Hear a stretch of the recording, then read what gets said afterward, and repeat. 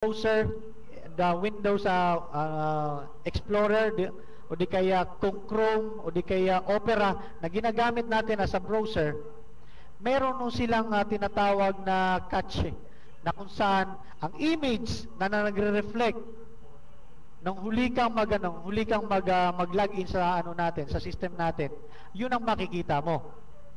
So pagka nakita hindi mo makita yung shared account, ang gagawin mo lang is to click this one, refresh button na nandito. Ito yon sa tabi ng unang account mo. So i-click mo lang yan. Kapag katapos yung dalawang account mo which you encoded or applied o di kaya ni-registered mo, ay makikita mo na after yung refresh click. Pag hindi pa din makita yung dalawang account under you, anong gagawin natin? Okay? So sabi nga nila, yung Opera maganda, tama, magandang Opera. Yung Chrome okay din. Kahit anong account. Okay? Kahit anong browser maganda yan. So ito naman, paano kung na-click mo na ang refresh katapos hindi pa rin nag-appear yung dalawang account mo? Ano ang gagawin mo? So ganito po, ang gagawin mo doon sa doon sa browser mo, look at the word settings. 'Di ba? Nasa nasa Firefox yan o nasa Opera o nasa Explorer. Look at the word settings. Kung hindi mo makita yung settings, go for the word options. Okay? I-click mo yung options na yon. Pagkatapos, after you click the options, sandali, tingnan ko kung may papakita ko sa inyo. Okay.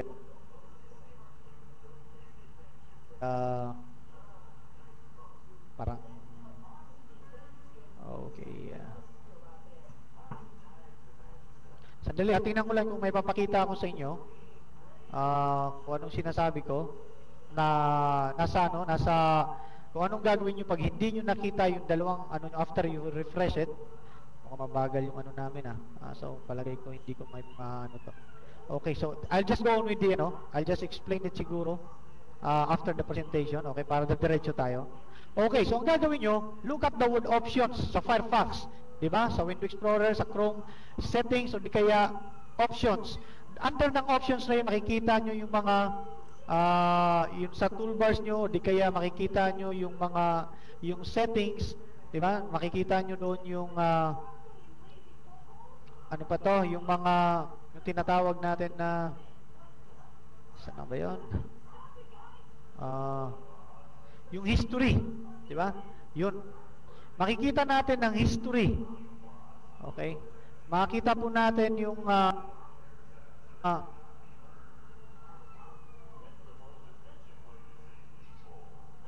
makikita natin ang history doon mismo sa browser. Pagkatapos, ang gagawin nyo, i-clear nyo ang history. Okay? Pag na-clear nyo yung history, ibig sabihin, wala nang images na lilitaw ngayon sa screen natin o di kaya doon sa back office natin. So, that's the time na mag-login ka. Pagkatapos, doon makikita mo yung dalawang mong heads na nawawala na hindi mo nakita. Okay, so let's move to the next slides. Naghang. Naririnig pa ba ako?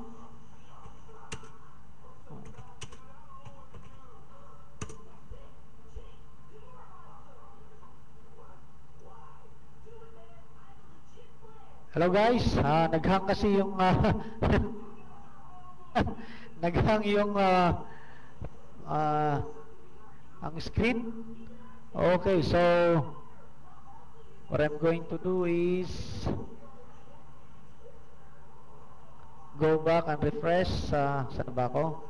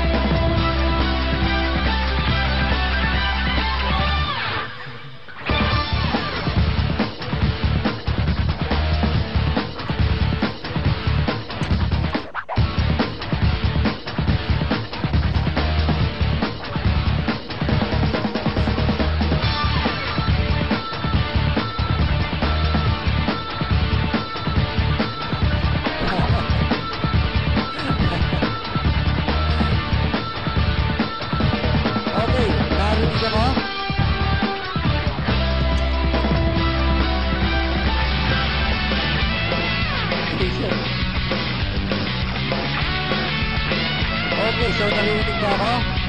Two? Okay. So, after we register the second and third account, ano na susunod natin gagawin? Okay, anong ginawa natin kanina? Show them how to register and let them register. Okay, the second and the third account. So after we show it to them, and they know already how to do, what to do next. Okay. Anong ginawa natin next? We show them how to order, how to place the order, how to pay or purchase the loan sa GTI. Malina ba? Yes?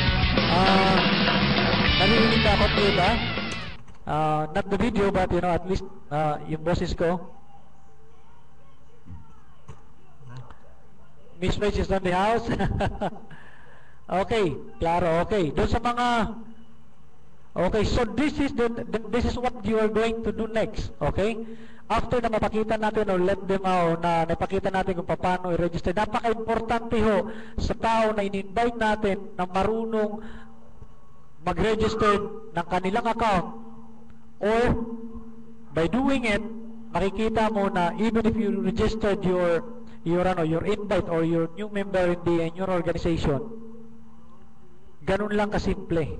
Okay? Pag alam na nila mag-register, what will they do next? So this is the next step.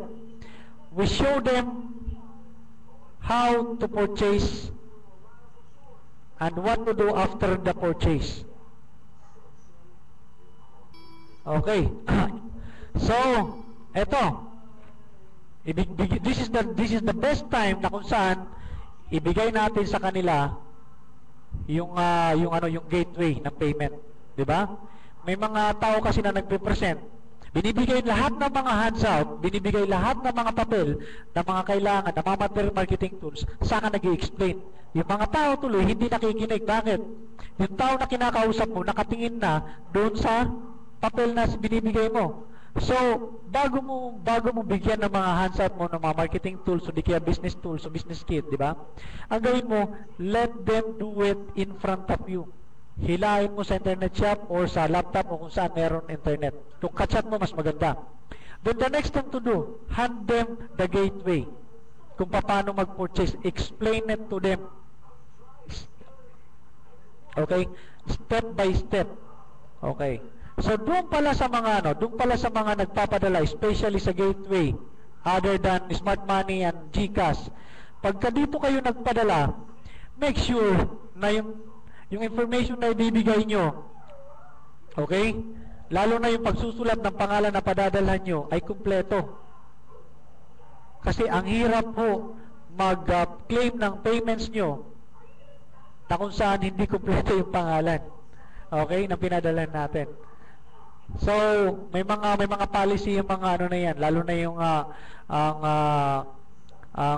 Cebuana, Nigpit, Western Union, LBC, M-Lorel, walang problema sa mga maliliit na mga dyan, na detalye. Okay, sa company naman, make sure na you put the full name of the company. Okay? So, walang problema dyan.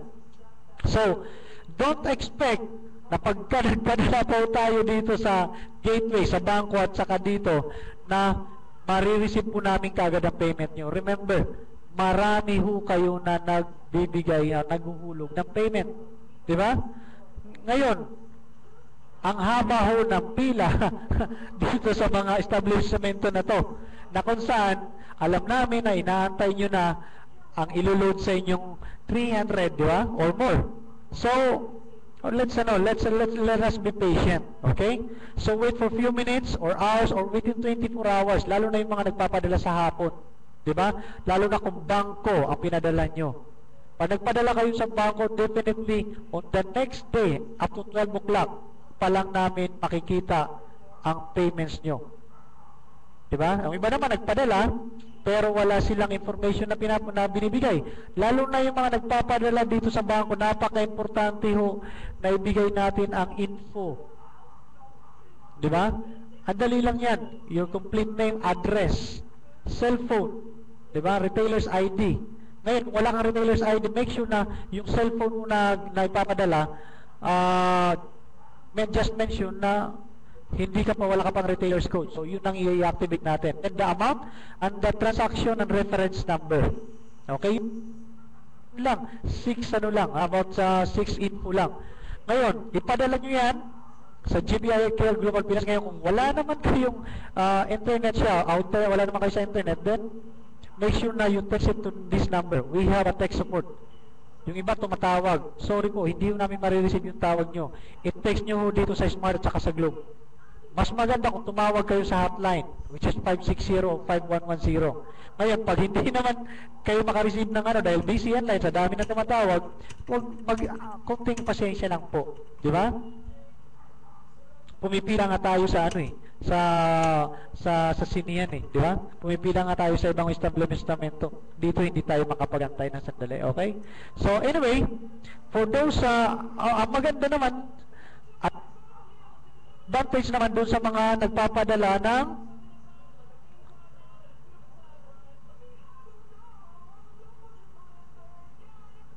doon sa GCash o sa Smart Money account. Bakit? Doon pagka na-receive ka agad yung na-receive ka agad ang payment, madali ang transaction. Bakit po? Madali ang transaction kasi nare-receive ka agad ng na-receive ka agad yung messages sa cellphone. Okay, after na magpadala. So guys, okay, right after na may turo nyo sa kanila kung paano bumili ng loan, ano ang susunod natin gagawin? Di ba?